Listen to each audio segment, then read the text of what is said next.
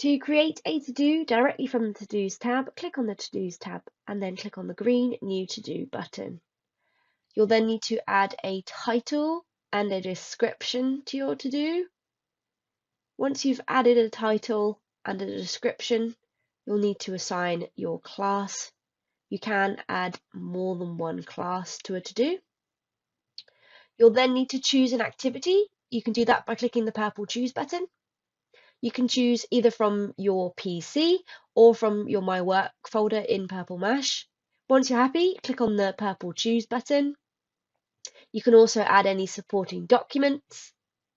You'll need to have a set date and a hand-in date. You'll want to add any tags to your to-do. Once you've added in the tags you would like, you will want to set some objectives. Once you've set your objectives, you can then click on the Review To-Do button and then the Set To-Do button. You can also create to-dos that are more like notifications. To do that, click on the New To-Do button. You'll want to add a title to your to-do still and also a description. You'll still need to assign a class to this to-do, but you will not need to add a task or a tag or objectives. Once you've done that, you'll see that the to-do is there under the active tab, but it's more like a notification.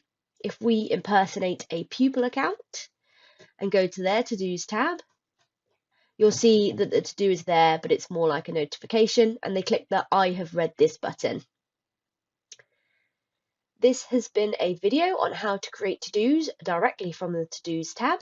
If you have any questions or need any support, please contact support@twosimple.com.